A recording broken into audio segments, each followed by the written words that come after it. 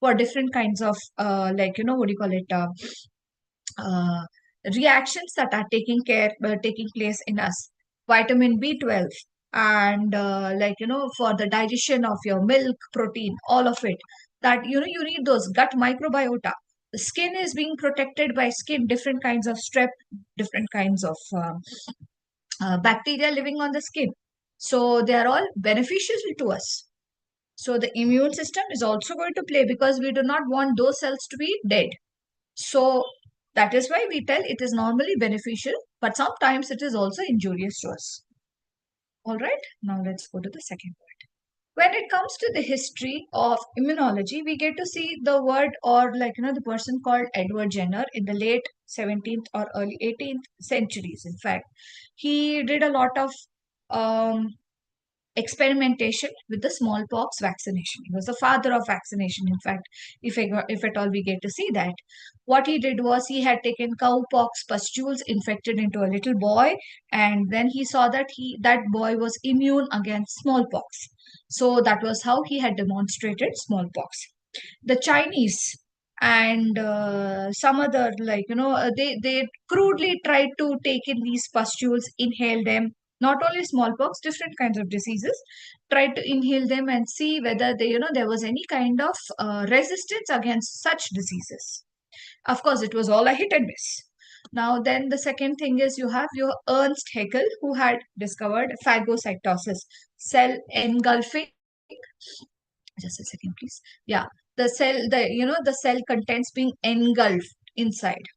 And then Paul Ehrlich in the year 1877 had discovered the mast cells playing a role in immune system. And then between 1883 to 1905, different kinds of scientists had come over through phagocytosis by, just a second, please. If you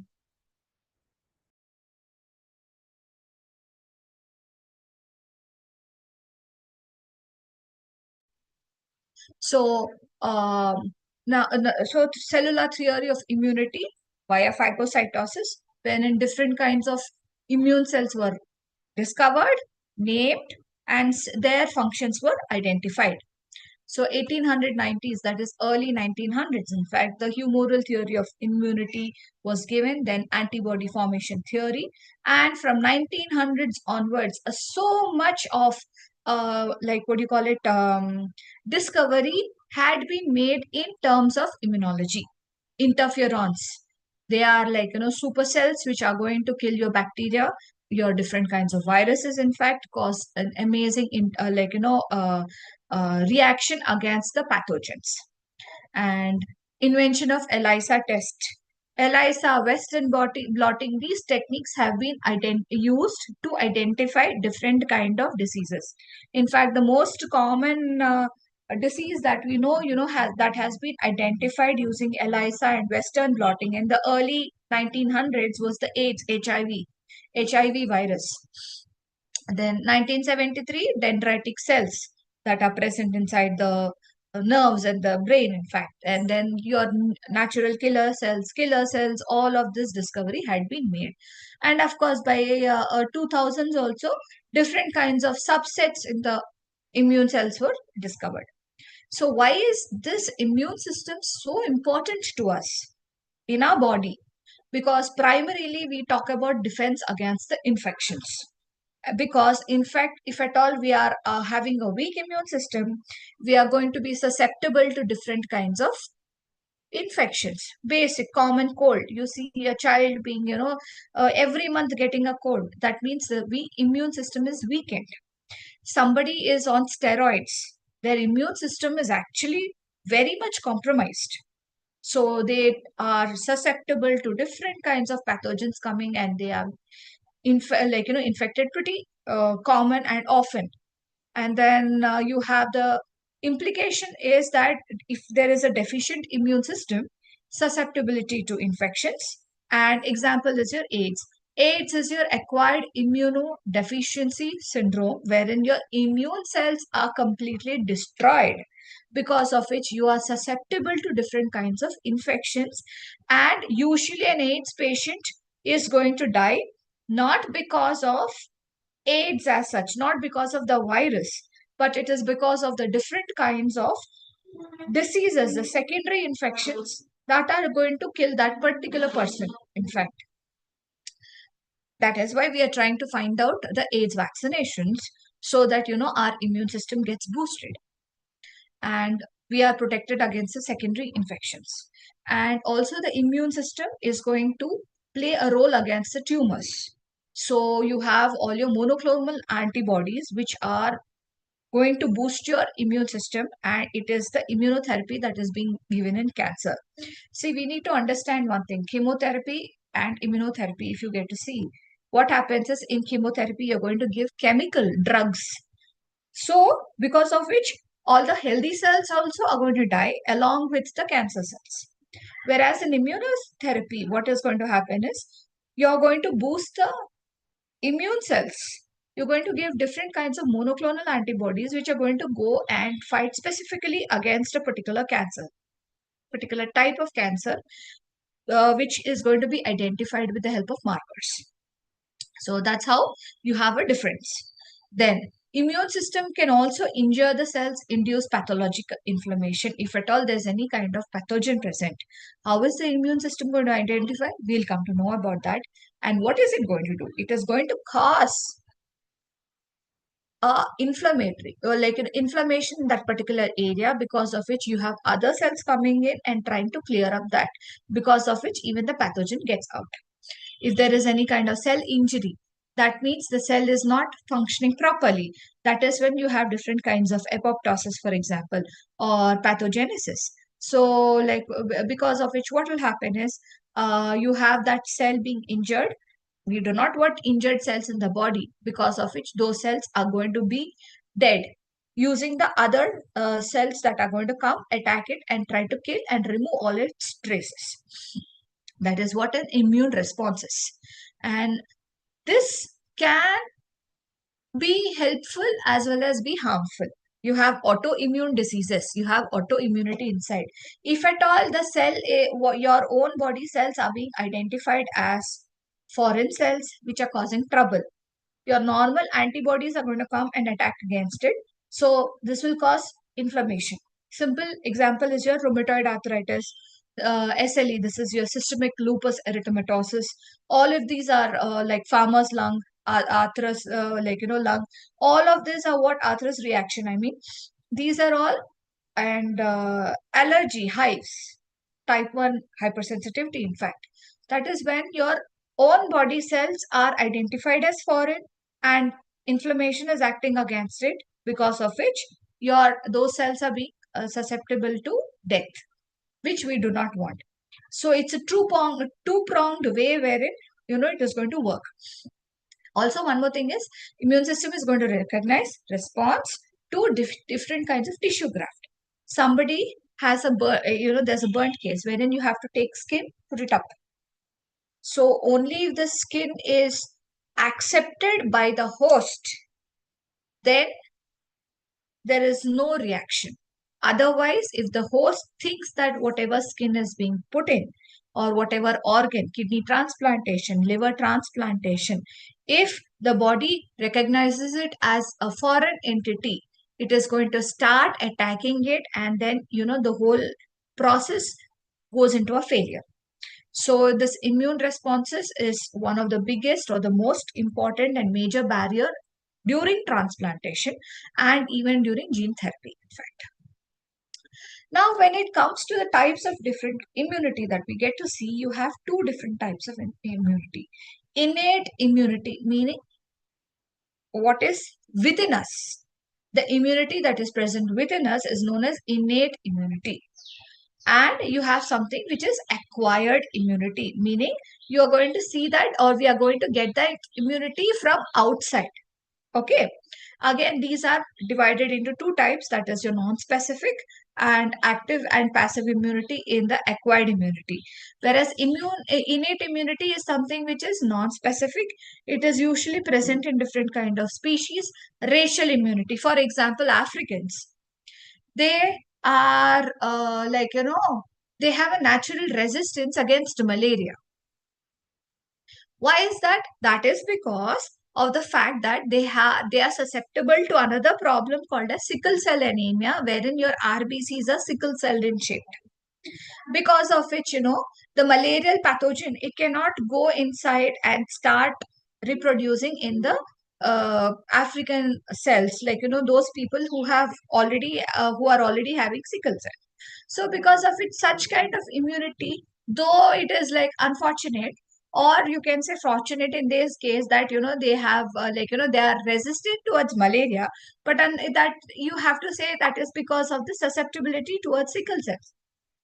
And it is also dependent upon the individuals that are present, basically. So it is non-specific. All of the, all of us have an innate immunity that is present.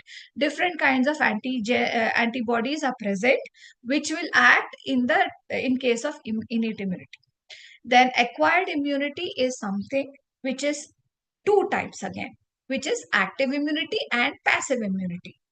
Again, these are divided into natural and artificial, wherein, for example, all your acquired immunity, artificial acquired immunity is what you get when you are vaccinated. Natural acquired immunity is, for example, a child is affected with, say, chickenpox. Okay, the disease duration has been over. Now, the next time the immune cells, your memory cells, B cells are going to recognize. Next time a chickenpox pathogen comes into you, then, or into that particular child, there is a natural active, or natural immunity which has been acquired already. And also through the mother's breast milk, colostrum, and mother's milk, basically, you have the acquired immunity. Certain immunoglobulins pass through the milk and pass through, the mother, especially during natural birth. In fact, without, inducing a C-section, you have certain immunogens, you acquire immunity, in fact. Not immunogens, but immunity. So that's how you get to classify them. And like I said, innate or native immunity, resistance by the virtue. Our genes hold certain amount of immunity even before we get to know them. But it is non-specific. Only up to a certain amount of degree of resistance is present. And that, like I told you, species immunity shown by all the members of a particular species, you can see that. Say, and racial immunity, like I said, genetic in origin. Those Africans who are susceptible to sickle cell anemia, they are resistant to malaria. In case of individual immunity, some of them have extremely strong immunity, wherein, they are exposed to all different kinds of stuff, but still, they do not fall sick. And what are the factors that are going to influence the innate immunity levels? Age. A newborn baby is susceptible because the baby does not have any kind of immune cells present. Then the hormonal influence. That is when different kinds of, see, I would say during hormonal influence, that, during uh, aging, say 40 plus, the ladies are, having a lot of hormone fluctuations. That is one place wherein you have immunity, which is going to come down. And then your nutrition. The better you have your proteins, carbohydrates, and fats being, in a balanced diet, the better immunity is present, because a lot of vitamins, proteins help in immunity. So all these factors are going to play a major role in having an innate immunity. So what are the mechanisms? We will get to see innate immunity. You get to see that antibacterial substances that are going to be present in the blood tissues. So you have a complement system, you have beta lysines, polypeptides, that is your proteins. What are they? Leucines, plaquins, and then you have different kinds of acids, that is your lipids also that come into place, lactic acid, for example, and your enzymes. Again, proteins. Enzymes are proteins. Interferons, cells of the immune system, they're very important. They play a major role in immunity. And then you have microbial antagonism, that is your, even when you have gut bacteria, usually it has E. coli. They are a part of normal intestinal flora. But what we have to see is, when we talk about gut flora, when the bad bacteria, streptococcus or E. coli itself, it's present in fecal matters also. If the level of it goes more, it causes a problem. If it's in the balanced level, yes, it is not going to be a problem. In fact, we need certain enzymes, or I mean certain microorganisms, to help in the production of vitamin B12 and help in the breaking down of lactose.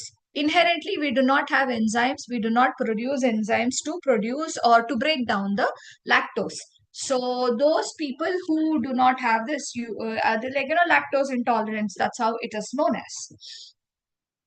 Second thing is your cellular factors. Different kind of cells play an important role in innate immunity. That is your phagocytic cells, Meschenkopf macrophages. Then you have your PMN macrophages, monocytes. Then your your natural killer cells, null cells. You have a lot of them, and then you have the lymphoid cells.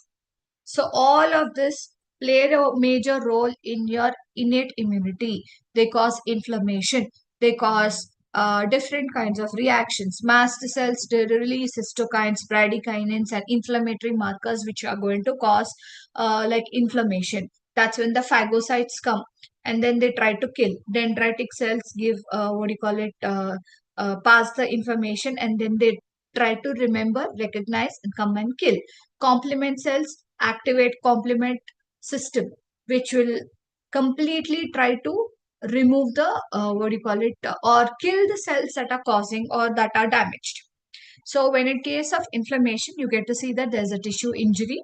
So that's what exposure to bacteria. These bacteria are not going to keep quiet. They're going to release chemical signals. So release of this chemical signals is because of the tissue injury that is going to happen because of skin exposure. See, you have a pinprick. You have bacteria coming inside. These are going to release because of the surface damage, chemical signals are released. And then you have inflammatory markers by the mast cells that are going to release the histamines, bradykinin, and other stuff, because of which you have the dilation of that part, and then local blood vessels are going to be ruptured. Then phagocytes are going to come. Phagocyte, we have lymphocyte trafficking also, that is going to come next. And then you have the phagocytes which are going to come, which are going to try and consume the bacteria, then kill, and the cell debris is going to be released. All this is going to cause a reaction in our body, which is a fever. Okay. So fever is good in a way because it shows that the bacteria or the pathogens are being destroyed. But then what will happen is if the fever gets prolonged, if there is say more than 100 for us Fahrenheit, not Celsius, means that the enzymes are going to be destroyed. We should know by now that beyond 40 degrees or beyond 45 degrees Celsius, the enzymes are going to be denatured. Similarly, 40 degrees itself, there is a fever inside the body. 37.4, 37 is what your degree Celsius is your normal temperature, 98.4.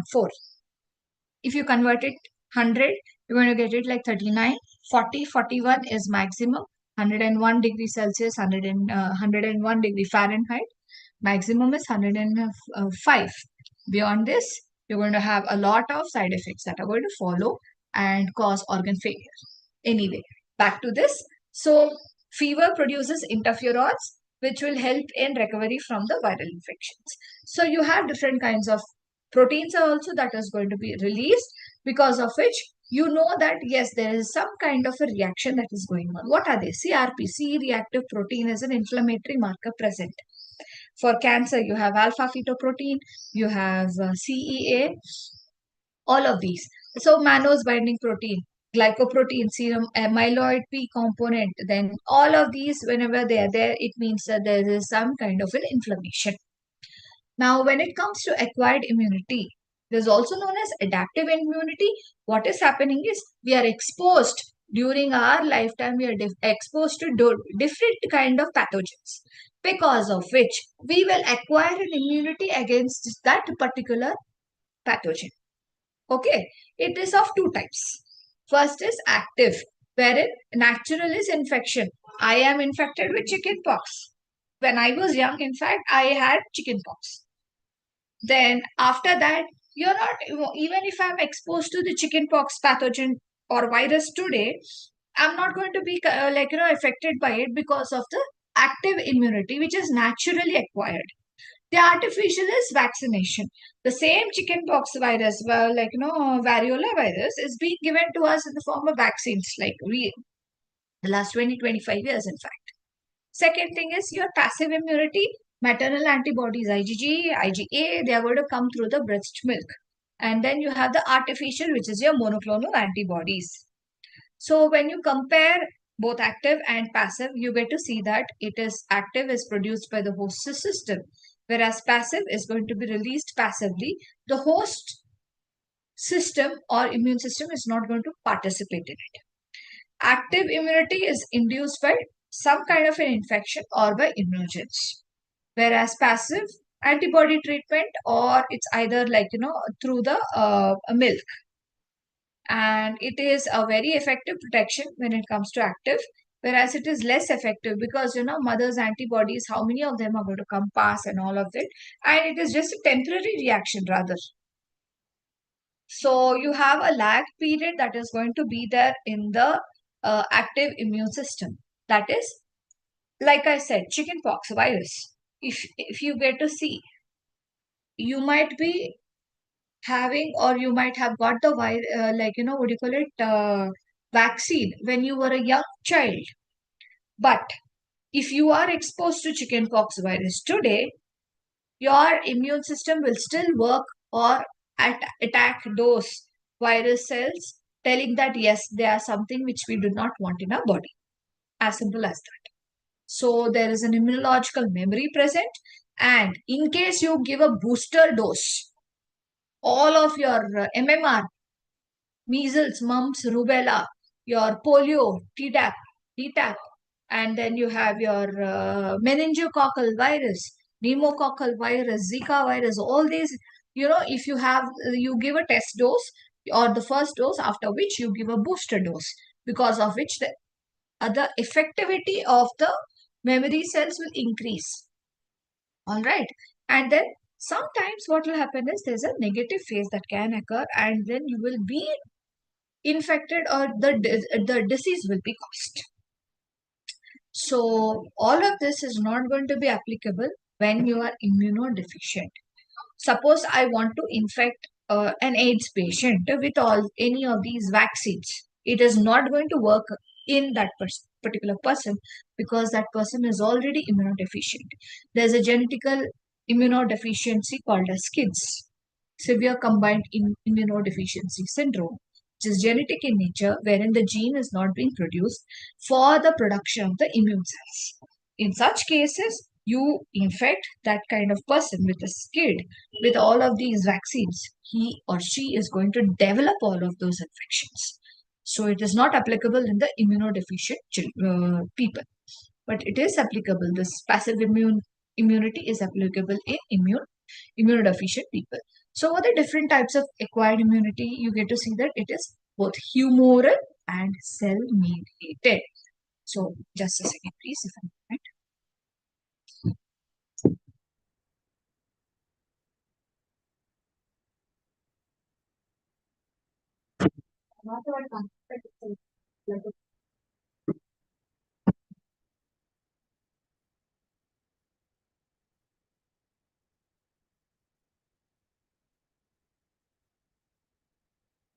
Right. So you get to see that it is like humoral and cell mediated, wherein what will happen is microbe is coming external or extracellular. So you have your lymphocytes, B lymphocytes, memory cells, which are going to come into place. And then you have a secreted antibody, and then you have going to be a blockage of infections and the microbes. Whereas the cell mediated immunity is wherein, there is a phagocytosis that will occur. You have macrophages, you have T lymphocytes, and T helper, cytotoxic T lymphocytes, cytokinins, all of them coming in the cell mediated immunity. So when it comes to the acquired immunity, you get to see that it is specific and it is diverse. So you have the immune system which is going to be exposed to different kinds of viruses or different kinds of pathogens, because of which exposure, when it happens, then the antibody system that is there inside your body is being able to identify much more. Okay. And then you have something called as the memory, your B cells, and then your memory cells are going to remember those as antigens, something that meaning that is something which is going to cause a disease, and then react against those. Then you have a clonal expansion, meaning you have some lymphocytes out of which they are going to multiply and cause a cascade reaction wherein it is going to exponentially increase the number of lymphocytes based on the kind of pathogen that is being exposed from a small number of lymphocytes that are present. So this is your clonal expansion. And also there is a specialization that is going to occur. Also homeostasis, contraction, and non-reactivity to self, so that we are not going to be harmed in all of this process when we are exposed to foreign antigens. So when it comes to an adaptive immune response, you get to see that antigen recognition is one thing, something which is going to cause disease, that is going to be identified first. Later, then what will happen is you have to identify something as some foreign. Then you're going to cause, or you're going to call your immune cells. So T lymphocytes, see, you get to see here, you have an antigen recognition. So you have an antigen presenting cell in the first place to recognize, yes, this is a foreign cell. Then you have the naive B lymphocytes, meaning those cells do not know anything. Then you have the naive or native T lymphocytes. This will come, the APC will tell, yes, this person or this entity, this cell is not ours. It is a foreign entity. That is when you have a clonal expansion. Then differentiation, they are going to remember it from all angles, for all the proteins that are present on the antigen will be remembered. All the substances that are present, the plastic, if you see, that is also going to be sometimes recognized as an antigen. And it will, I shouldn't say plastic, in fact there's a lot, like that's a different thing altogether. So let us talk about a pathogen. So when we talk about a pathogen, we get to know that yes, there are surface proteins on it. So those proteins are going to be removed, like remembered. Then antibodies are produced specifically against that particular protein. So this is your lymphocyte activation. Then you have that particular antigen or that protein being cut down or killed, okay, or remembered. And you have the immunity, that is your humoral and cell mediated T cells, B cells, they are going to come into place, that is your humoral and cell mediated immunity. This is causing apoptosis, which is cell suicide. And then what will happen is, once this happens, phagocytosis is also going to occur, because of which you're going to have those being broken down. The proteins are going to be broken down, because of which you have the rest of the memory cells which come. They look at it and decide, yes, this is going to cause an infection. And then we are going to again follow suit once this particular pathogen comes back again. Works most of the time unless and until the the pathogens are going to change their tissues. This is why we do not have a malarial pathogen, vaccine. We do not, nowadays there's a lot of research going on in that area. So we should tell that there's a lot of progress going. They're very near to finding out a malarial vaccine. But you have, and which is going to be functional, because what happens is the malarial pathogen, which is caused by plasmodium malaria, in fact, that changes its surface markers and surface proteins, because of which you do not have a particular antibody that is going to be produced against it. That is the same case along with HIV virus also, your human immunodeficiency virus. In fact, is going, the cell surface proteins keep changing all the time. Your GP20, GP40, the GP120, they're not the same everywhere, because of which we do not have a particular vaccine against the HIV virus. When it comes to the tissues of the immune system, please give me a moment. This is not what I want to show. I'll pause my share over here.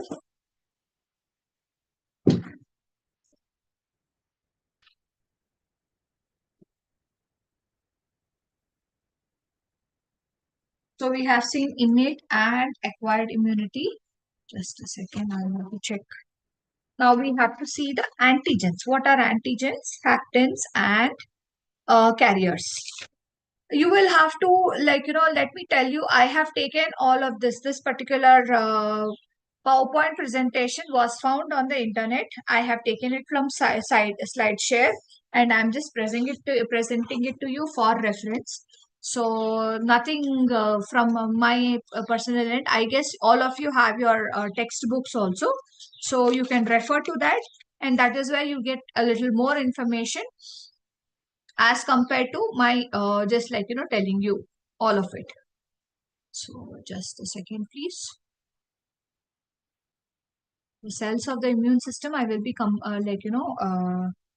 dealing with them tomorrow. So share, resume.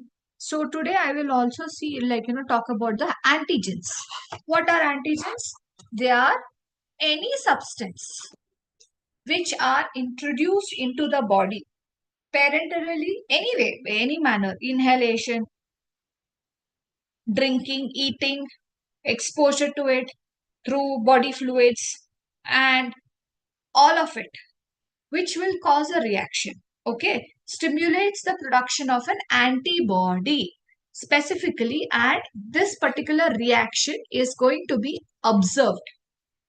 Okay, so what is it that is going to be an antigen? What is a substance that can be called as an antigen? The attributes of antigenicity, as it is known as immunogenicity, meaning it is going to cause an immune response for sure. Only such substances are known as an immunogenicity or immunogens, something which is going to evoke an immune response inside the body. And then you have the immunological reactivity, that is the specific reaction with the help of the antibodies. So based on these, we have different kinds of functions and their classifications rather. So you have something called as a complete antigen, wherein it is able to induce an antibody formation, produces a specific and observable reaction. What is the observable reaction? Inflammation, pain, redness, and then sometimes after all of this, pus formation. If it is an open wound, pus formation. Okay, all of these are, and a fever, pain, all of this for that matter. And then you have something called as haptens. What are they? They are substances, again substances, which are not capable of forming or inducing an antibody by themselves. But what do? These complex haptens, they join together and then they can precipitate with specific antibodies. Simple haptens, non-precipitating, meaning that the antibodies are not going to form a precipitate, meaning a residue rather. Okay. So when it comes to the classification or classes of different kinds of antigens, okay, again, they depend upon the different kinds of cells that are present inside our body. For example, the T cell dependent antigens. So we have some cells in our body called as T lymphocytes. The white blood cells are of different types. In fact, when you come to, we will just have a look at it when we come to the cells of the immune system, in fact.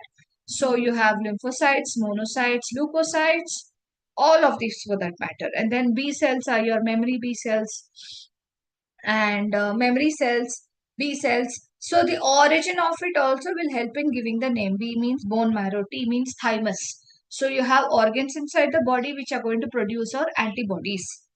So these organs are very important. They are your lymphoid organs which will produce the antibodies and the different kind of cells that are present. So T cell dependent antigens are those which require the T cells, which will activate the B cells. So they are thymus dependent or T dependent antigens. So the antigen will take a T cell for presenting helper T cell will be there, and APCs will be there. So what are they going to do? They are required so that the B cells are going to get activated. So it's again a two-pronged approach over here. Then you have a T independent antigen. It doesn't care what kind of cells are there. It is going to come into you, into the body, and then yes, it will evoke the B cells, and yeah, then you have the direct production of antibodies, and the T cells are going to be sidelined. Okay. Now, what is it that causes the antibody to come? That is where you have the term called epitope, antigenic determinant. It is the portion of the antigen molecule, usually a protein, okay, that is responsible for the specificity of the antigen in an antigen antibody reaction. So these two combine together so that they are complementary, the antigen and antibody. So in the whole of antibody, you have the antigenic epitope that is present, which will actually help in the antibody to come and attach itself. Then you have a paratope. Okay, this is going to correspond to the epitope also. It is present on the antibody molecule. Okay, so we will come to it in some time when we read about the antigen-antibody interactions. So what is it that is going to determine antigenicity? Okay, first thing we can see size. Something as big as this, if it just goes into you for that matter, it is going to cause an immune reaction. The chemical nature, for example, some person is ingesting something which is chemically really strong, say acids or bases, which are corrosive, it will evoke an immune reaction. Then susceptibility to tissue enzymes. So you have lipases, proteases. If that is going to be there, then that will actually cause an immune reaction. The foreignness. Some people are allergic to pollen grains, peanuts. So as soon as they inhale it, for that matter, they have this hypersensitivity reaction occurring, because of which what will happen is they will have an antibody reaction. Then antigen specificity, different kinds of viruses, different kind of bacteria. For example, like we have pneumococcal bacteria coming over, and then you have meningococcal virus, in fact. So and then you have bacteria as well as a virus attacking you. So that particular protein has to be identified. It has to be, recognized by our immune system, and then this will cause a reaction. Species specificity is also there. You have different kinds of malaria over here, in fact. So immune system should recognize all of them. Let's be clear with one thing. Dengue is caused by a virus. Aedes aegypti, of course, but then it is caused by a virus. Malaria, different types are there because of plasmodium, which is an invertebrate, in fact. So that will cause, you have different kinds of species in it. Plasmodium vivax, Plasmodium ovale, Plasmodium malariae. So species specificity is also necessary. Isospecificity, autospecificity within itself, it has to be there. Different kinds of organs and heterogenic specificity.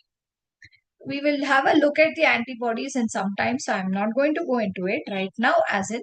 So we will just have a look at the different kinds of antigen antibody reactions also that is there. I think we have seen antigens happens in carriers. So when it comes to a carrier, I will just open your textbook once. That's a better option. Just give me a moment. I have a soft copy of the textbook. So I'm pausing my share, going to open the textbook.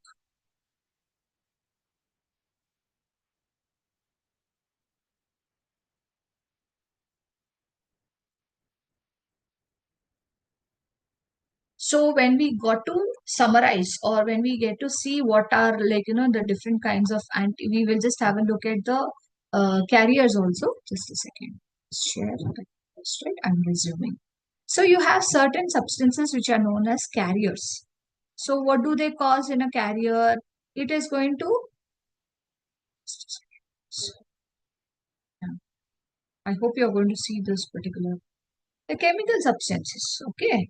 So different kinds of molecular mass. If it's a little more, then only it is going to evoke the antibody response that is going to come.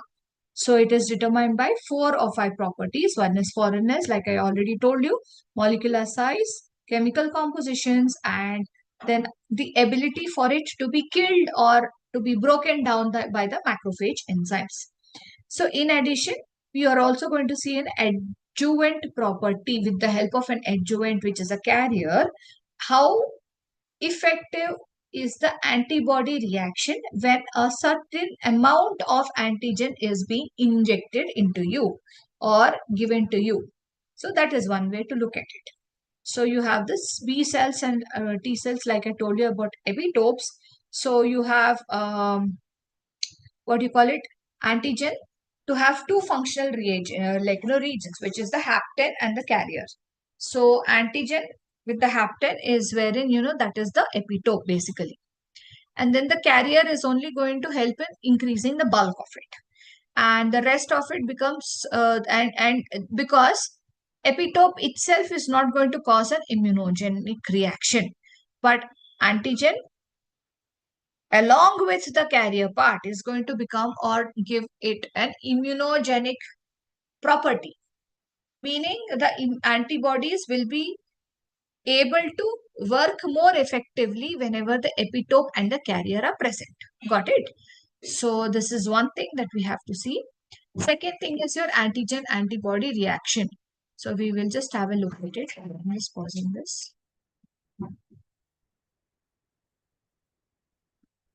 So when it comes to antigen antibody reactions, we see that there are 3 stages that it can occur in: primary, secondary, and tertiary. So it is bound by an antibody. The antigen, which is a foreign substance, a pathogen, is bound by an antibody.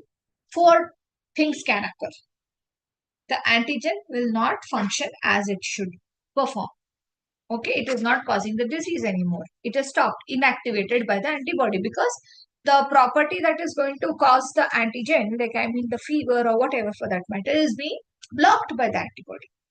Or else the second thing is you're going to have complement system and a complement reaction to be activated. Third thing is you have an antigen or an attached microorganism which will cause clumping and then cause agglutination and precipitation out of the solution. And then you have the antibody dependent cell mediated cytotoxicity, which is a little serious as compared to the rest of them. So because of which we have certain features which we see, which is the specific reaction, wherein the entire molecule might react and not just the fragments in it. And there is no denaturation during, that is going to occur during all of this act. All of this is going to be because of different kinds of properties such as affinity. How much of the antibody is going to be attracted to the epitope or the antigen. And then the avidity. Avidity means the strength of the antigen antibody reaction or bond.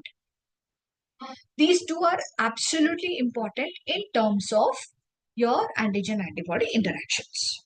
Okay, the first one is your precipitation, wherein the antigens can be soluble. You have antibodies in a liquid.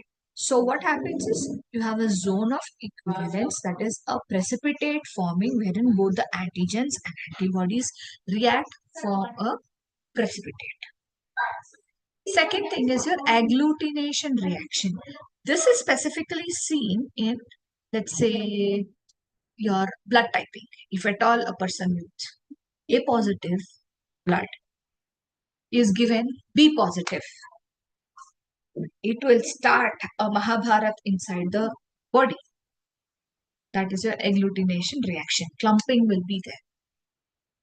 Okay, so that is when the RBCs, the antibodies, because what will happen is, and I have A positive blood I'm being injected with B positive.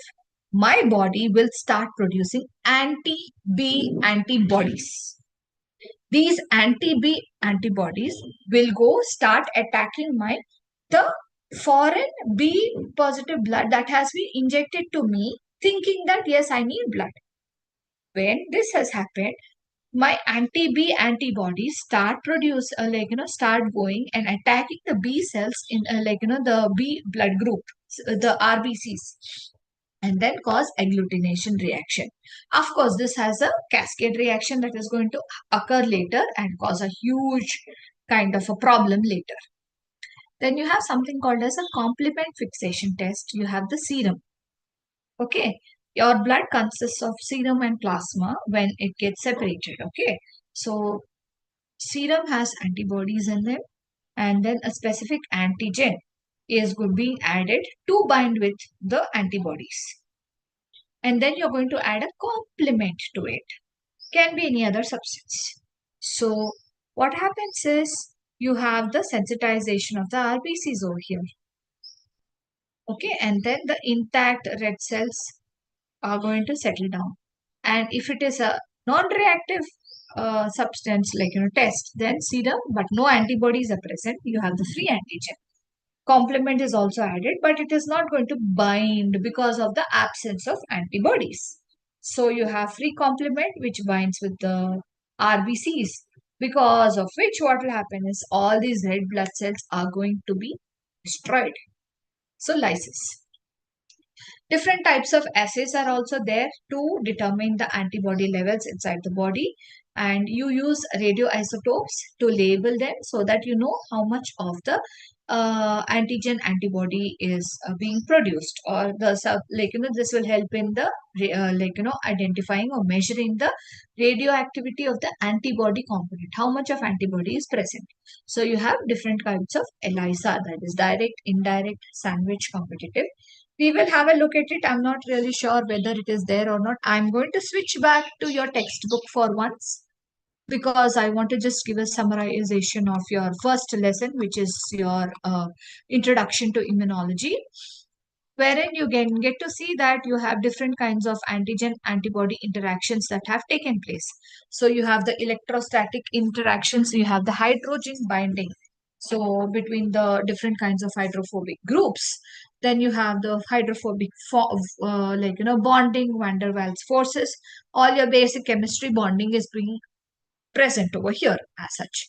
Like I told you, affinity and avidity are two important terms which you will have to remember, because affinity is the strength of the bond between the antigenic determinant and the antibody subsequently. How well the antibody is going to fit to the antigenic determinant. So this is important. Affinity is that particular thing, the strength. Affinity is that particular attractive force.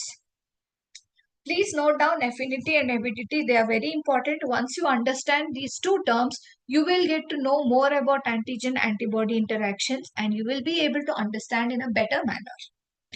Second thing is your avidity. Avidity is wherein, the strength of the interaction.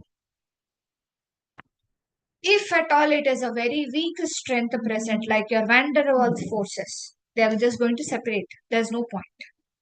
Okay. So, and then if at all an antibody is raised against the antigenic determinant also, it has to be having a cross reactivity. If it is not strong enough, then it is only a partial. The whole point or the whole purpose of an antigen antibody interaction is lost. Okay, and then you have certain substances called as the cytokines. What are these cytokines? Interleukins, interferons, growth factors. Then you have uh, tumor necrosis factors, or TNF alpha, beta, gamma, delta. You have these, all of these, they are your cytokines. What are they? They are your signaling molecules. What are they? Signaling molecules. Low molecular weight, usually regulatory proteins, they're secreted by the white blood cells. What do they do? In association with different kind of hormones, neurotransmitters, acetylcholine, dopamine, all these your neurotransmitters for that matter. Help in development. What do they do? Chemical signaling, regulation, or help in tissue repair, immune response. What do? They act by binding to specific receptors on the cell membranes. This will cause a cascade. Okay, fine, this fellow has come. Okay, the cytokine is here, something is wrong somewhere, so the cascade reactions will come, because of which what will happen? The enhancement or proliferation or inhibition, or at the genetic level, at the nuclear level, there is a signaling reaction that is causing, because of which you have the innate and immune response, that is inflammation, and T cells, memory cells, all of this start coming into play. So cytokines are absolutely important. So if cytokines come also at a very high level, it is going to cause a cytokine storm. That is also going to be, because of the cascade reaction, that is also dangerous or harmful in certain cases. So we've got to be careful and see that you don't have a cytokine storm. That was evident especially during COVID times, wherein the immunosuppressants were given, the steroids were given. Then later, what happened was, that was to suppress the cytokines, because infection happened. Infection was not coming down. Then your immune cell cytokine started coming in, causing a cytokine storm. So all your fever, inflammation, pain, all of it happened at the same time. Multi-organ failure, because of which death happened. So this is one thing which is good and bad whenever cytokines are present. Now, when we come or summarize the first lesson, we get to see that we have a developed immune system which is going to protect us from different kinds of pathogens. And immune system is going to be categorized based on the self and non-self, innate and acquired, specificity and immunological memory. And then you have immunology, which is a separate branch of science, which is absolutely important for so many, what do you call it, medicines discovery. So when it comes to immunity, types are innate immunity and acquired immunity. Acquired immunity is again adaptive, or acquired immunity we have as active and passive. Innate immunity is non-specific. So only whenever a pathogen comes inside, when it is it is going to try, only a degree of resistance is produced, causes inflammation. Acquired gives protection against different kinds of pathogens. And you have the memory cells, T cells, which are being involved, because of which you have the capability to fight against that particular pathogen if you are exposed to it much later in your life as well, or much later. Now we have to remember that we have something called as the acquired immunity that can be accessed or that can be controlled by both cellular components, and that is your cell mediated immunity, and your antibodies, which is your humoral components, so or antibody mediated immunity. When we talk about antibodies, they are the substances produced by our body to act against foreign substances, which is an antigen. This antigen is capable of causing an immune response, because of which an antigen antibody reaction can take place. So this is one thing. And whenever the antigen is present, the part of that antigen which is going to cause an immune response is called as an epitope. And cytokines are soluble factors released by activated cells of the body in response to the presence of an antigen. So these are the parts present. You can just have a look at it. What are they? And you have your test your progress questions and answers that are present. Have a look at it. Go through the questions that are present. Always remember that your question papers, previous year's question papers, will help you in understanding how the questions are going to be and how you're going to score. Now, let's come to the second chapter, which is your lymphoid system. We are going to see what the lymphoid system is all about in some time. Just give me a moment. I will share a better slide. I'm going to pause this. So far, I hope you have understood the introduction to your immunology, in fact. Let us see your cells of the immune system.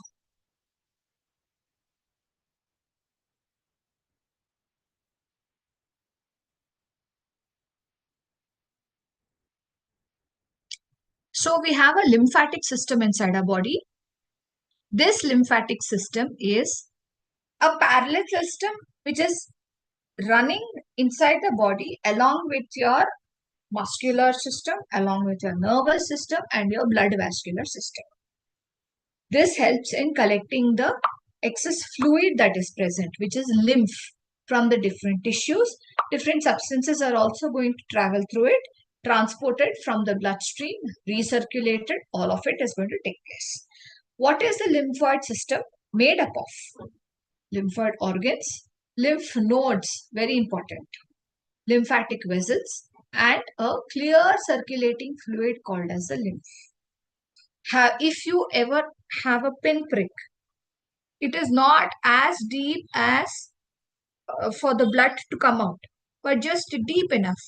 If you just leave it, you have a clear fluid, sometimes just flowing out of that particular pinprick area. That is the lymph. Okay. And it was described in the 17th century by Olius Rudbeck and Thomas Bartholin. And these cells consist of the immune cells, the immune system consists of the immune cells that are going to be, it's a continuous process which is going to circulate between the blood and the lymphoid organs. All those organs that are going to produce the lymph and different kinds of immune cells are called as lymphoid organs. We have two types of them, which is the primary lymphoid organs, wherein the lymphocytes, the cells of the immune system, are produced, maintained, and matured. And then you have the secondary lymphoid organs, wherein you have the lymphocytes that were produced in the primary lymphoid organs. They are going to be exposed to the antigens. They're going to undergo further processes and they're going to mature and they're going to get into the bloodstream along with the lymph and going to act for our body in a much more efficient manner. So that is one thing. Second thing, when it comes to the functions of the lymphatic system, it helps in removing the extra fluid that is present, interstitial fluid that is present, returns it to the bloodstream through recirculation. All of this has to keep on going. There's a lot of fluid that is going to be produced inside the body. So that has to be maintained, circulated. So it is a drainage system rather, and rich in different kinds of substances. This plays a major role in the humoral as well as the cell-mediated. Humoral means antibodies which are being released. Cell-mediated are the different kinds of cells that are going to be released into the,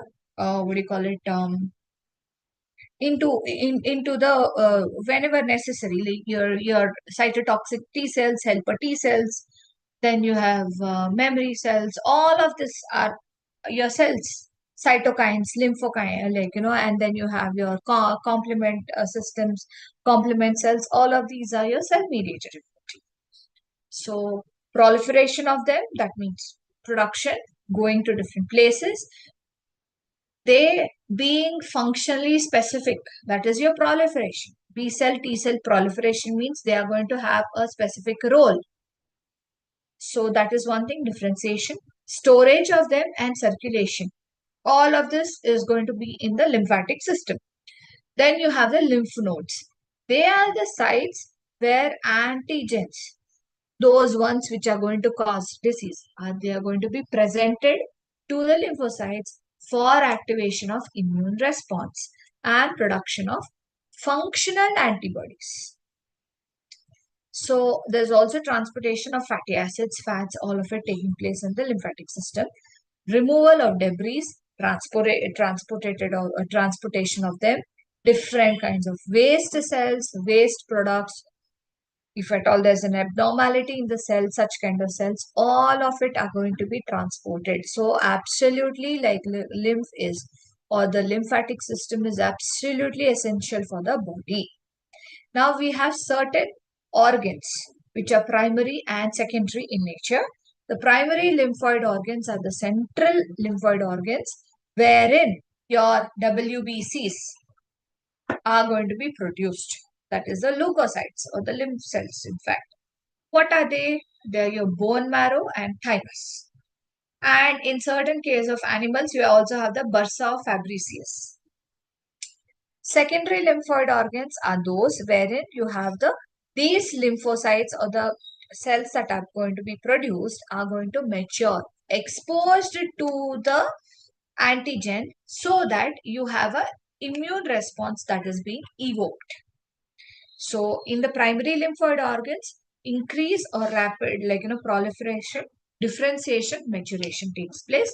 You either have a B cell, memory B cell, T cell, T helper cell, cytotoxic T cell, in fact, and then you all of these are present.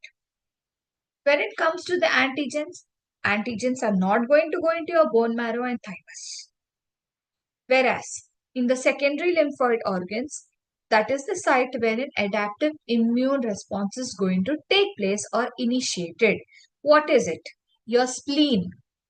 Spleen is also the place wherein your RBCs are going to undergo denaturation or undergoing they die. So it's also known as the graveyard of RBCs. Then you have the lymph nodes. Many lymph nodes are present inside our body. Different kinds of lymph nodes are present in different parts of the body. Adenoids, tonsils, all of it have different kinds of lymph nodes. Head and neck have a lot of lymph nodes. Stomach, omentum, and then you have the in the primary or anterior stomach, you have many lymph nodes. Posterior stomach, you have a lot of lymph nodes. Then you have the duodenum. Then the small intestine, large intestine, all of them have different kinds of lymph nodes. And then you have the MALT, which is your mucosa associated lymphoid tissue. All the mucous membrane has a lymphoid tissue attached to it. So that is one thing. So all the lymphoid stem cells then become functional over here in the secondary lymphoid organs. They contain both the T and the B cells, and this is where your antigens are going to enter into the lymph nodes, and that is when they get activated, your B cells or T cells. So primary lymphoid organs, again, site for maturation for T and B cells. Secondary lymphoid organs is for the function of them. Whatever has happened. See, for example, the armed forces take a training in different kinds of army camps. When do they start functioning? Only when external agents come and when they start attacking. That is when the army starts functioning.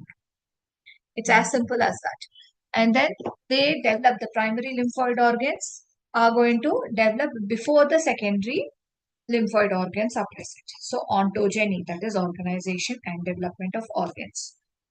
And your secondary lymphoid organs are going to be developed after the primary lymphoid organs. You can understand why.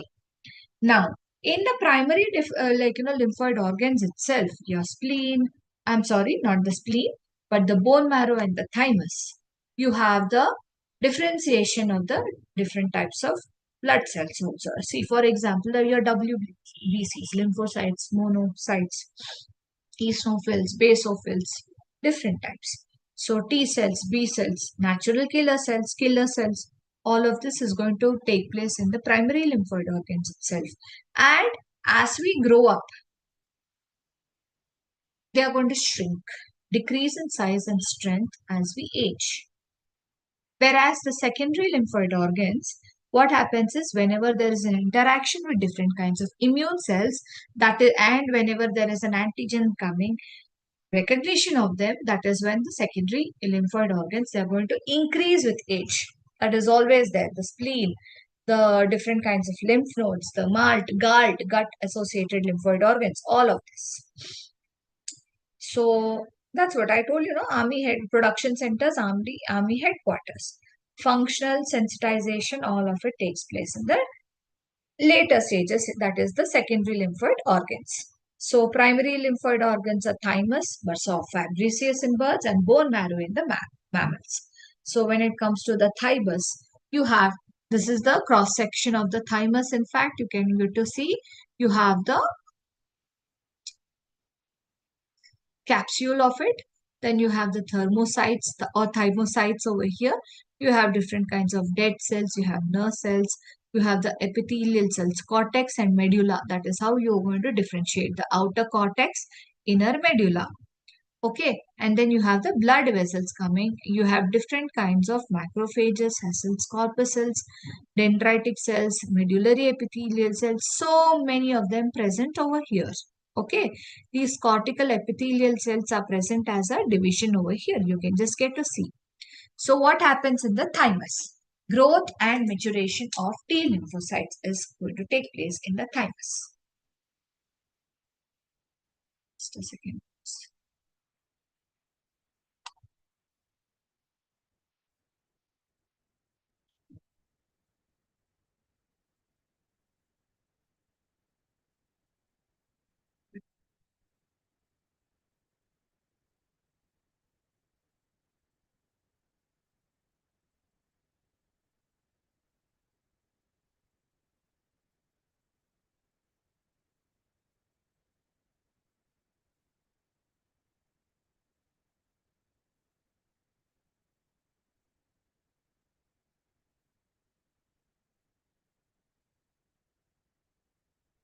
Right.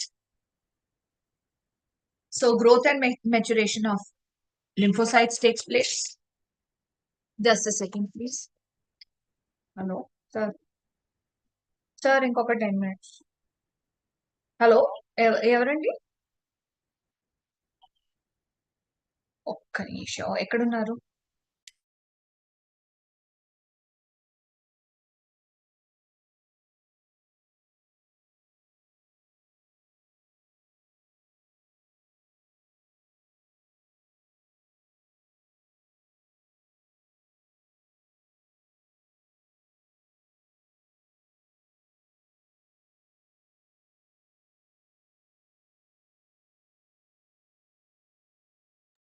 Sorry about that.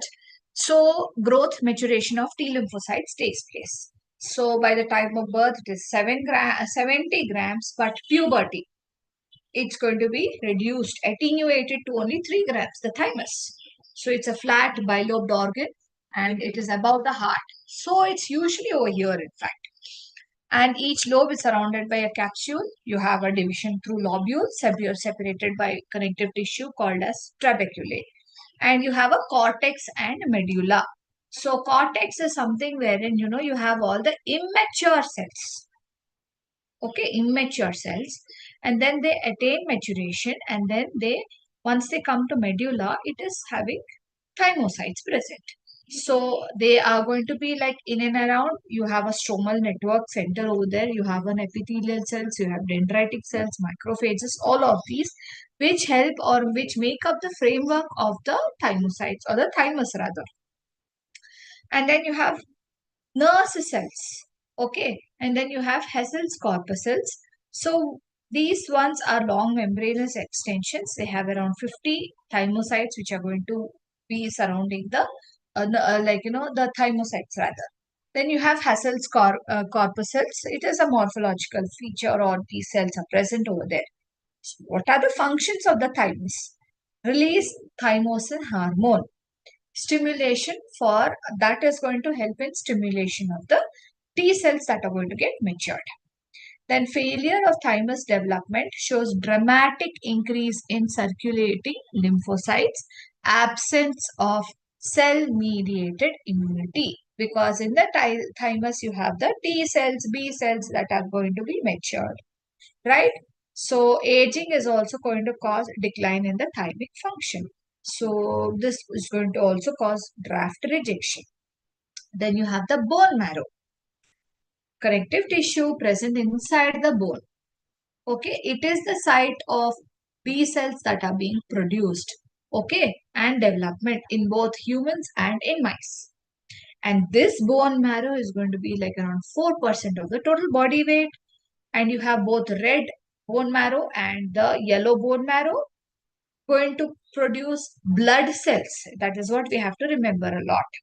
Okay, red bone marrow is going to produce RBCs.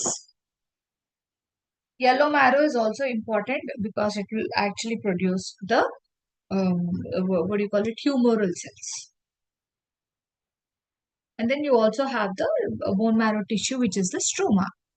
So what is it going to produce? The yellow bone marrow and the RBCs. RBCs are going to be produced and the yellow bone marrow is going to produce the WBCs. So stroma is the tissue that is not directly involved in any kind of blood. Hematopoiesis means synthesis of the different kinds of blood cells. So yellow bone marrow is going to be major in region, and stroma has fibroblasts, macrophages, adipocytes which produce adipose tissue, osteoblasts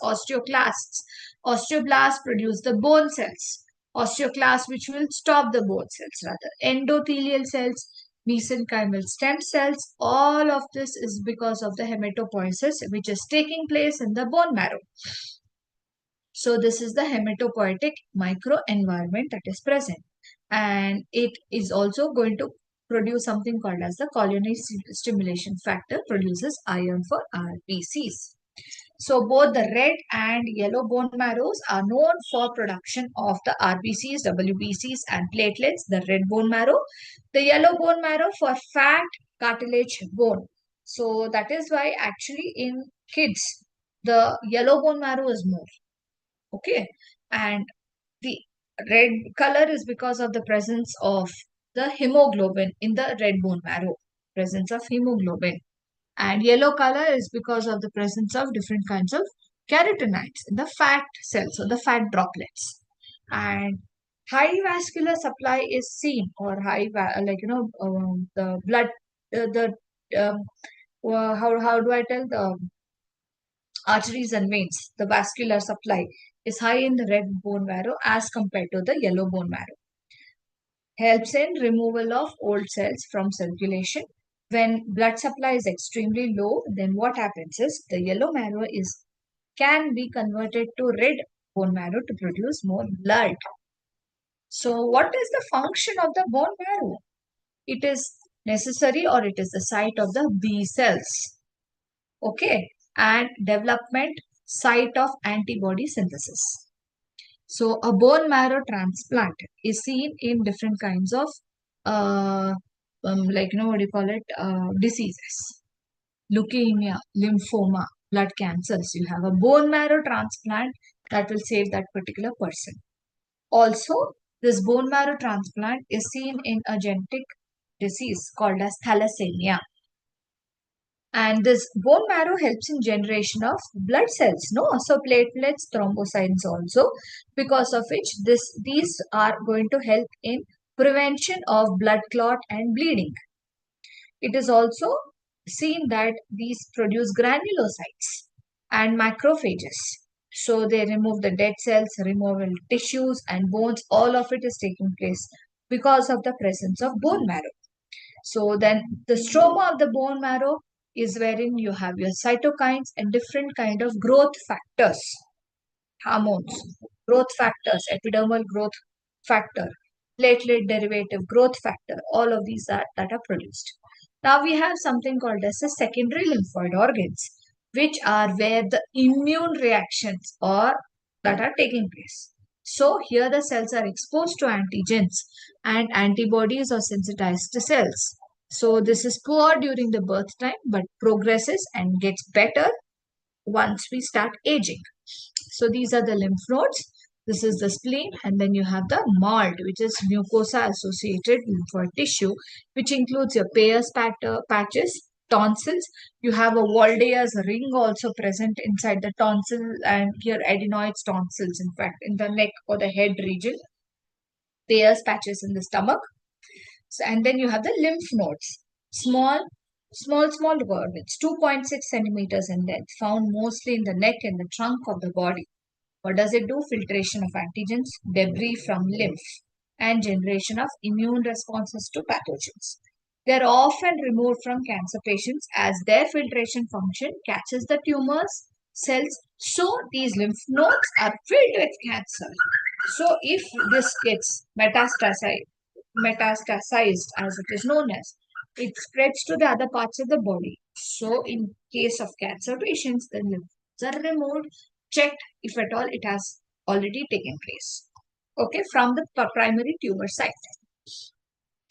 So this is the structure of a lymph node, small 2.6 centimeters in size.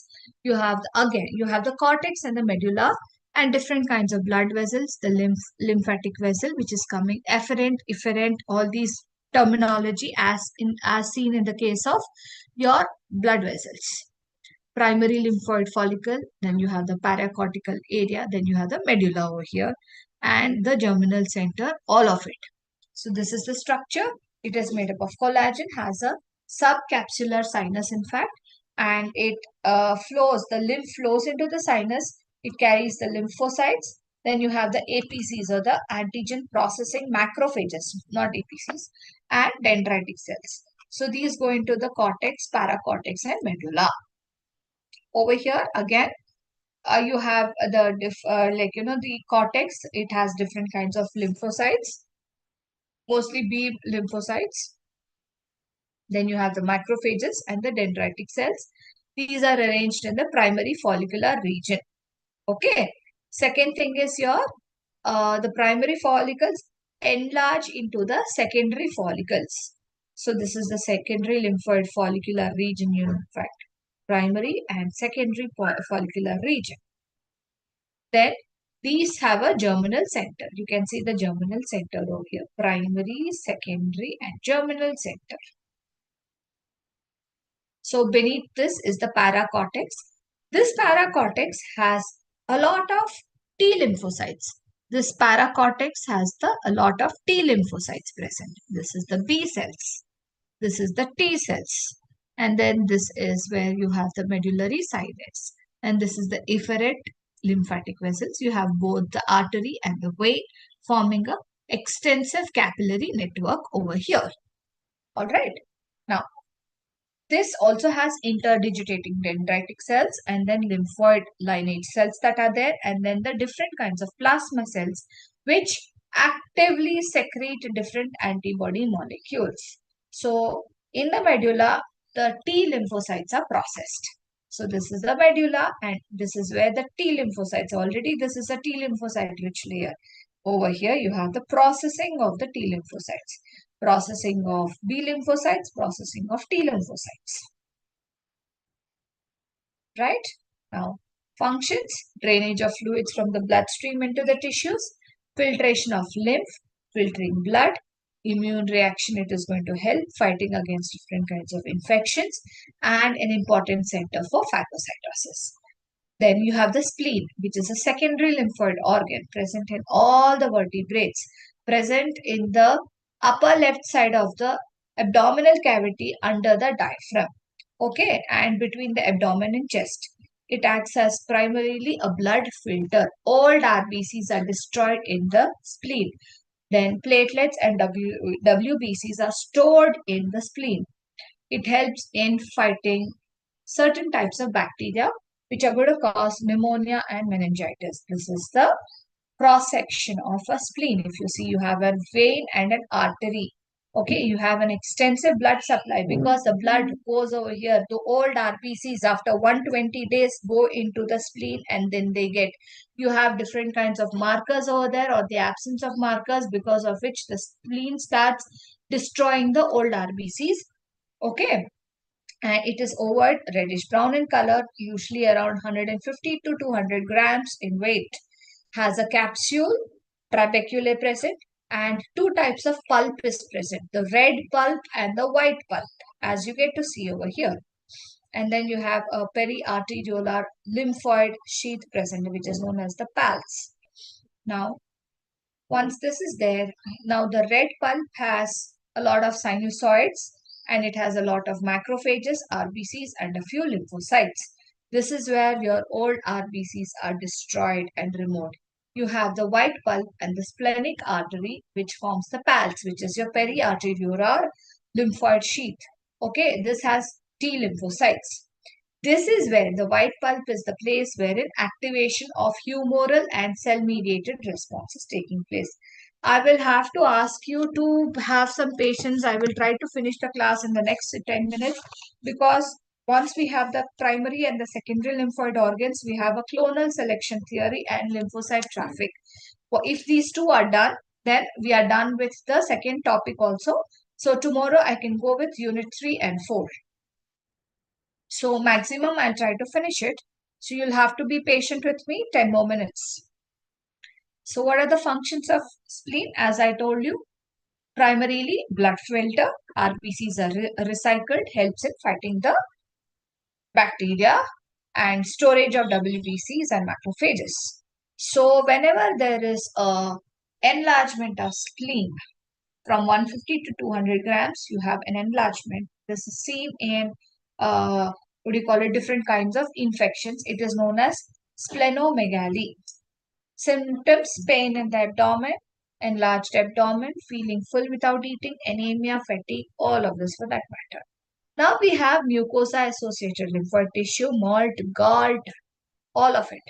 This is where the mucous membranes that is lining the digestive system, respiratory system, urogenital system, it is all around 400 meters square inside our body. It is where you have the entry of pathogens.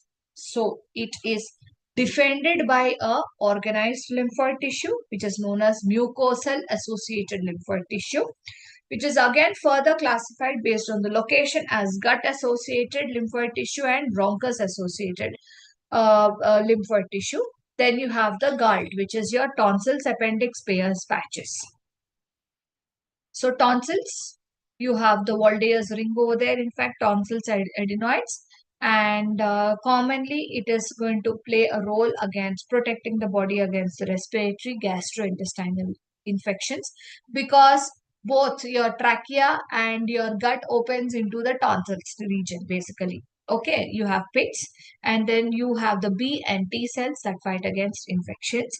And this is going to be causing something called as tonsillitis, especially in little children. You get to see a lot of it. Fever, difficulty in swallowing, breathlessness, sore throat, ear infections, all of it, whenever there is an inflammation. So this is tonsillectomy that is done and removed. And yes, these kids are again susceptible to a whole range of infections because your tonsils are actually trying to block those infections. Appendix, blind inlet tube connected to the cecum. This is also, earlier people thought appendix was a vestigial organ, but today you have the appendix doing a lot of important work for us. Maintains the gut flora, important component of the malt and storehouse for good bacteria, reboots the digestive system after a lot of gastrointestinal infection. So that is one thing. Of course, whenever there is appendicitis, inflammation of it, it is going to be removed. Okay, this is the appendix. Small intestine, this is the small appendix. Usually on the right side of the stomach, as you can see, inflammation can occur. Then you have something called as the Peyer's patches. So it is present in the ileum region of the small intestine, egg-shaped lymphatic tissue. Again, monitors the gut bacteria, prevents the growth of pathogenic bacteria in the intestines, traps antigens, destroys them. So these are the Peyer's patches present. Again, lymphoid tissue present. So this is your lymphoid tissue. Now I will have to talk about the clonal selection theory, wherein you have different kinds of antibodies that are present, and then you have the production of them. Okay, wherein you get to see that the B lymphocytes are specific to antigens, foreign cells. So you have an antigen antibody complex that are being formed. So the memory cells are your T and B lymphocytes that are going to be produced. And a secondary, they are going to be naive in nature. So whenever there is exposure to antigens, then that will cause a new clone of lymphocytes to produce. Yes, I have seen this. This has come. The memory cells will remember and then they will produce new lymphocytes in a rapid manner and a greater immunological response. So that is when you have a clonal selection. So B cells develop from the stem cells and then after maturation migrate to the secondary lymphoid organs. So whenever a B cell encounters an antigen that it has already recognized, it gets stimulated. Areva, I have seen this fellow earlier. I don't want him over here.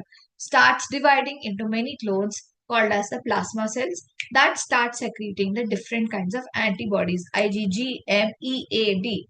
Okay, and this will recognize only one antigenic determinant. So, antigen receptor, the antigens, cell proliferation is taking place, clone of all the plasma cells, clone of all the memory cells, then production of the antibodies. So, because of which you have different kinds of immune response, primary immune response and secondary immune response. Okay, first time you have a lull. Second, that is, you don't have much of an immune response. Later, in the secondary immune response, the invasion happens because again, second time that fellow came back again. We don't want. That is when the antibodies are going to be produced dramatically in a much more way, because of which the infection is not going to be there for the second time. It is going to be only for a shorter period. This is what you get to see in vaccination, the primary immune response and the secondary immune response. So finally, the B lymphocytes, antibodies produced, they are going to react. So in the primary response, you have infection by antigen. Then there is going to be a lull. Secondary dose, or whenever you have that, then the dosage of the antibodies that are going to be produced is more. So this is what you have in the clonal selection theory basically. So binding of antibodies to antigens, neutralization, agglutination, precipitation, complement fixation. This leads to phagocytosis, and complement fixation leads to cell lysis. And then this is your clonal selection theory. Finally, wherein the B cells get activated, you have a clonal expansion, differentiation into plasma cells, memory cells, and production of antigens and antibodies. And then this causes phagocytosis, and this causes cell lysis and complement fixation. So this is your clonal selection theory. Now I need to check about your, just a second.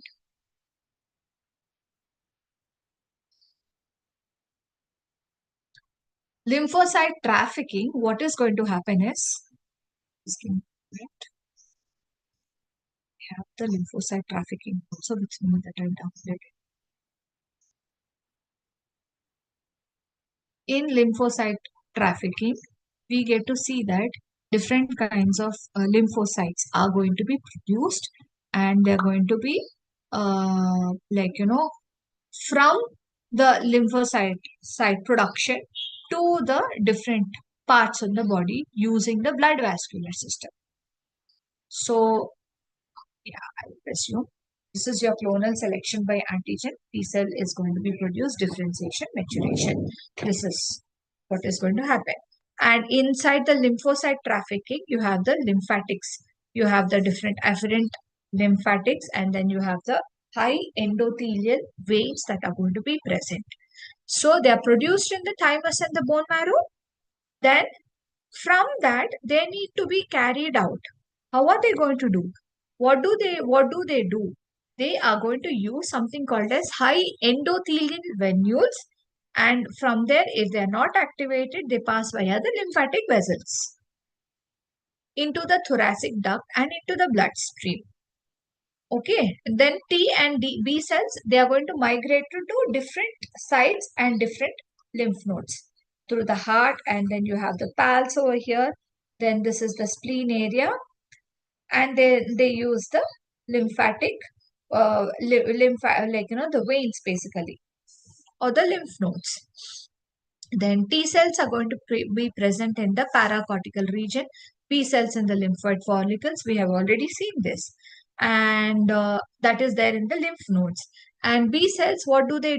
They transverse to the T cell area and they reach the follicles. So lymphocytes also have to go to the mucosal associated lymphoid tissue through this particular system of traveling basically. So what happens is, it is going to be stimulated to other sites.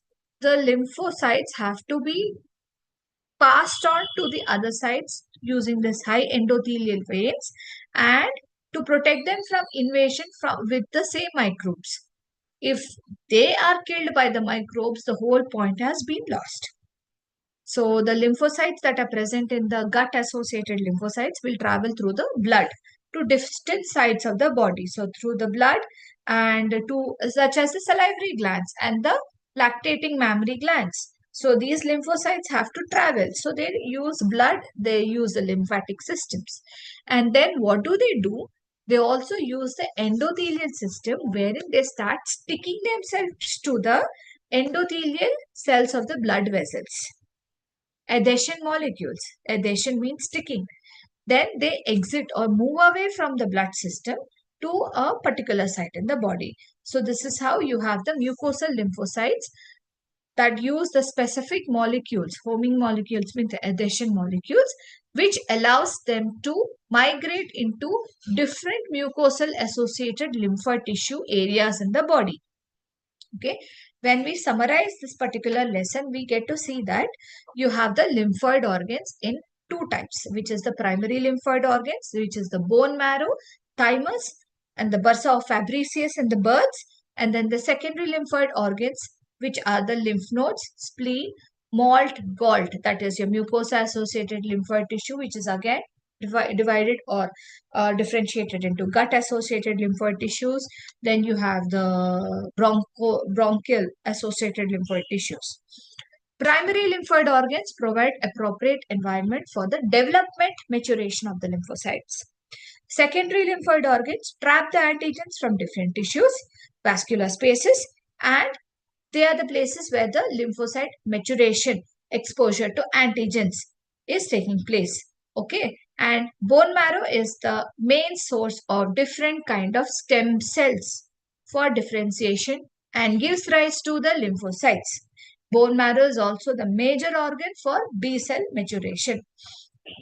Thymus, present above the chest, below the throat area or the rib cage for that matter, is the place wherein you have T cell maturation and development, and immature precursors migrate. Okay. And then they are released into the peripheral lymphoid tissues as matured lymphocytes. The spleen has phagocytic cells as well as the T and B lymphocytes. Primary function of the spleen is to protect the blood against the bone, the blood infections. So this is where the B cells are give a response to the antigens. Spleen is also the place wherein the old RBCs after 120 days of circulation go and are getting denaturated or destroyed. Lymph nodes, they are the specialized nodes that are present around 2.6 centimeters, so pretty big, which trap the antigens into them. That is why whenever there is cancer, these lymph nodes are removed. All right. So that's the second piece. Lymph nodes are again, these are the lymphocytes. The lymphocytes constantly recirculate between the blood, lymphoid organs and into the vascular endothelium and those in the circulating. So this is how the hematopoietic tissue is present, the primary lymphoid tissue, secondary lymphoid tissue is present, and they are going to be this is all the immune system that is present. The cells that are distinct to become the immune cells, that is your lymphocytes, are produced in the bone marrow. You have the pre-T cells that go into the thymus, pre-B cells go into the bone marrow, and then they mature, multiply, mature into cells that are capable of evoking a immune response. So that is what this whole lesson is all about, the lymphoid system. Fully mature functional T and B cells populate the secondary lymphoid organs and evoke an immune response. So this is all about today's lesson. I'm going to stop over here and let's meet up tomorrow. All right. Thank you. If there is any doubt, please put it in the, say the chat box if present. All right. Yeah, thank you. Yeah, done. Thank you.